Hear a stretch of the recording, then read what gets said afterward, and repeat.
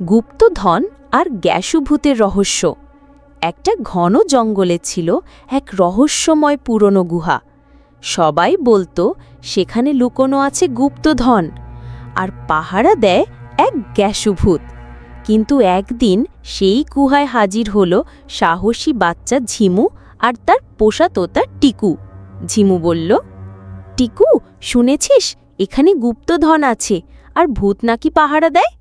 টিকু মজার বালায় বলল, ভূত সুত কুত, আমি ভূতকে ভয় পাই না, আমি তো তা বুদ্ধিমান। গুহার ভিতরে ঢুকে পড়ে তারা। হঠাৎ ঝনঝন করে শব্দ হয় আর বাতি নিভে যায়। গ্যাসুভূতের আওয়াজ, কে এলো রে? গুপ্তধনের পিছে কেন এলি? ঝিমু আঁতকে ওঠে, কিন্তু টিকু চিৎকার করে হাসে। টিকু বলল, ওই গ্যাসভূত না, গ্যাসুভূত, হি হি হি, এত হাওয়া দিল যে আমার পালক উড়ে গেল। ঝিমু বলল সাহস করে, তুমি কি সত্যি ভূত নাকি কেউ অভিনয় করছে? ভূতের মুখোশ খুলে পড়ে, বের হয় এক মোটা দাদু।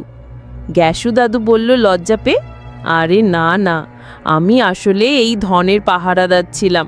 তবে রাতে ডাল ভাত খেয়ে একটু গ্যাস হয়, তাই ফুসফাস শব্দ করে ভয় দেখাতাম। সবাই হাঁ হাঁ করে হেসে উঠল।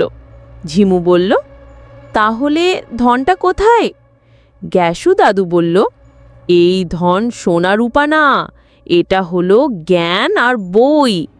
গুহার ভেতরে আছে দুর্দান্ত সব বই, খেলা আর শেখার জিনিস। ঝিমু আর টিকু বুঝল সত্যিকারের ধন মানে হচ্ছে শেখা, হাসি আর বন্ধুদের সাথে সময় কাটানো। বন্ধুরা, তোমরাও কি এমন গুপ্তধন খুঁজতে চাও? তাহলে কমেন্টে লেখো, আমি জানার ধন খুঁজছি। আর গল্পটা কেমন লাগলো সেটাও জানাও।